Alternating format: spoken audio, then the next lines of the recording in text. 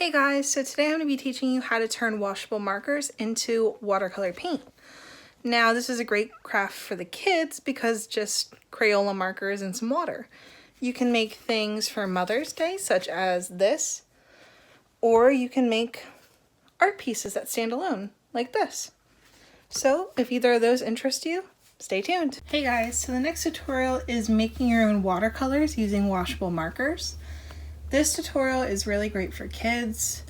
It's great for people that really don't have enough wrist mobility to actually watercolor paint. And it's really simple and it only takes a couple of materials, so let's get right into it. So the first thing you're going to need is some canvas or canvas board. Do not use paper with this because we are going to be pretty much soaking these with water. The second thing is you don't want to have just one. I have this backup and then 3 others around the same size, just in case, because this does take a little bit of finessing to get it right, but once you know how to do it, it's going to be easier. The next thing you're going to need is some washable markers, just in different colors that you like, and I have all of them in a bag because the original thing that they came in ripped in half after like 2 uses. Next is a little bit harder to find. You're going to need a sheet of hard plastic. This is actually an old yearbook cover, and I've just kind of repurposed it just for this technique.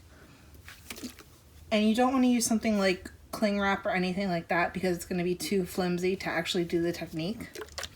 And last, you're going to use a spray bottle with some water. The final thing you're going to need, and this is optional because you can do this with paint or more markers or colored pencils, but I like to use micron pens and Sharpies for nice black lines. And it's how you get some really cool detail work in. But I'll be going over those after I'm done the actual technique and it's all dry. So we'll get back to those in a minute or two. So like I said, first we're gonna need some canvas. This is just one from the dollar store. That's why I have so many of them. And we're just gonna set it aside after we open it. And next we're gonna pick some markers out. Whatever colors you want. If you wanna do an ombre effect, just make sure that the next part you're really meticulous about. So I picked these 3 colors, and now what we're going to do is we're going to be taking them, placing our canvas underneath the plastic so we know where to color, and we're going to be coloring markers right on top of this plastic over our canvas area in whatever shape that we want. This is going to take a little bit of work because you want to make sure you have a nice coating down. It's not going to be perfect because the plastic isn't going to want to take the markers. I suggest doing little circles like this. That way you at least know that you're getting the color down. And I'm going to go all the way out to the edge and over a little bit just in case. And I'm going to bring this down actually past the point that I want it to ombre. Grab my next color, which is this like greenish color. And you can see this one's a lot more vibrant. I'm going to blend it up into the lighter color, but also bring it down.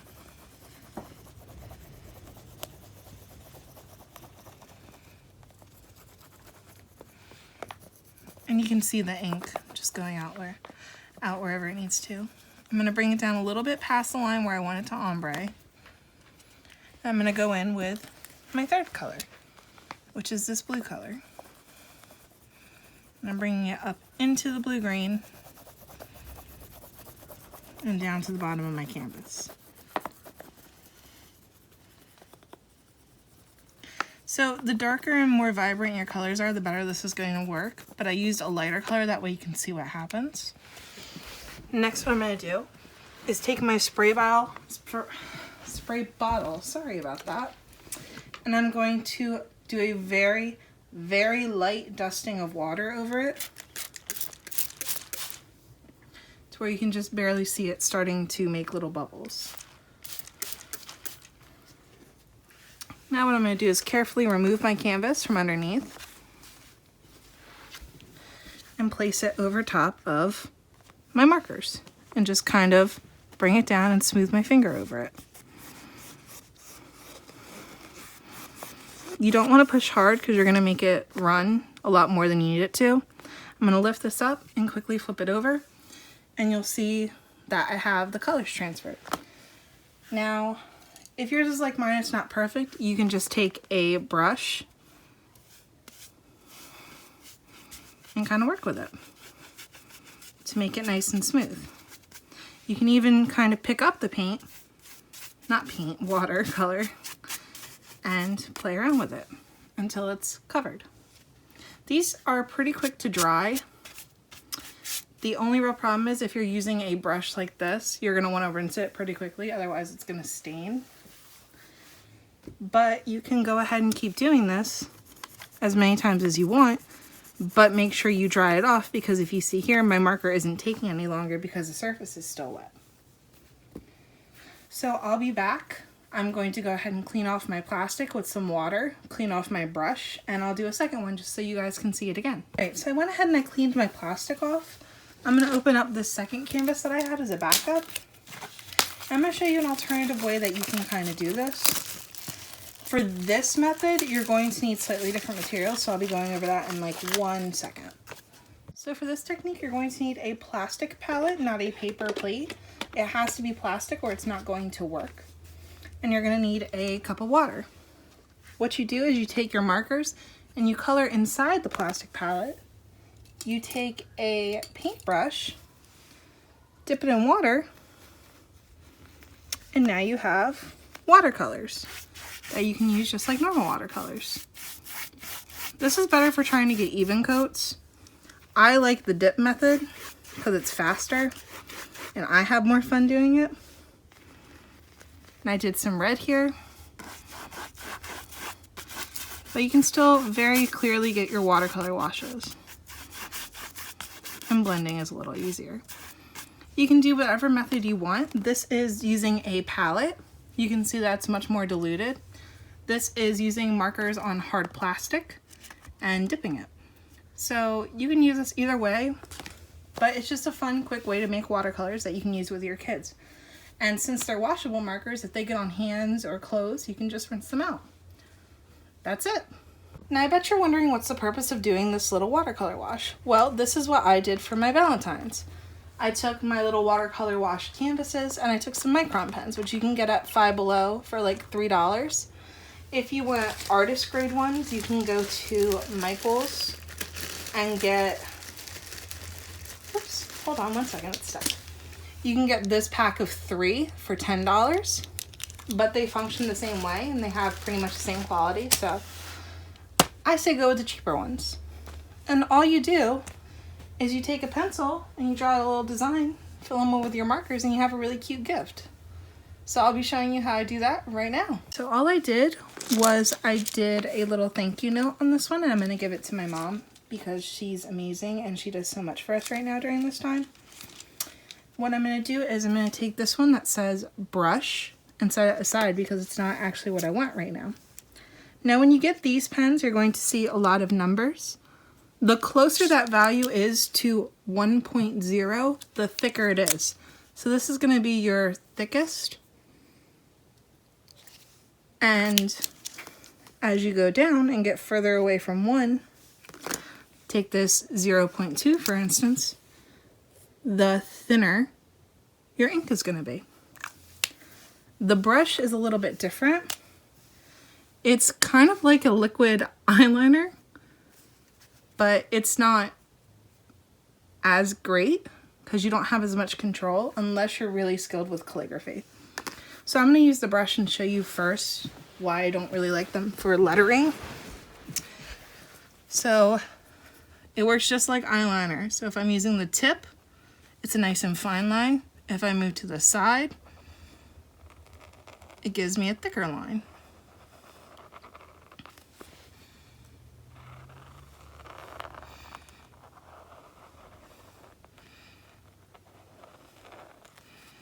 I'm not following my pencil lines exactly, which is fine.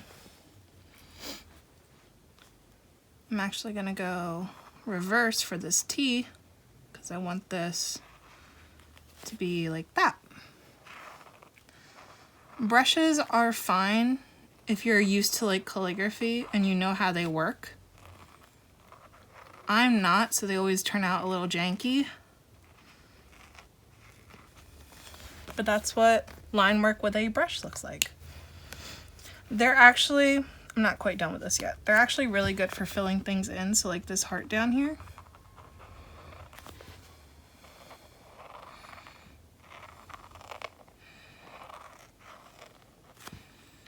Is really easy to fill in.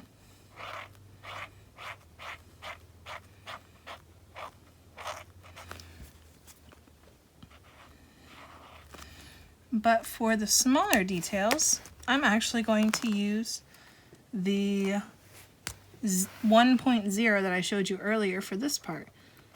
And as you can see, it gives me a nice thick line.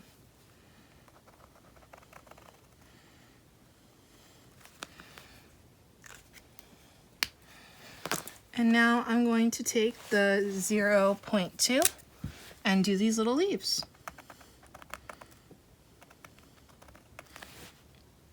Now, if you're worried about your pencil marks still showing, it's okay, you can erase them, but you have to be very gentle. Otherwise, you're going to pick up your pigment that you laid down with your watercolors. So I'm going to make these solid using my 0.2. I'm not using the brush because I don't feel like I'm going to have enough control with it. But these work fine. And you can use these as standalone mediums, so you can just use pen and ink, which is what micron pens are usually referred to. But you can also use them for things like this. You can use them with traditional watercolors. You can use them with pencils. Whatever you feel like.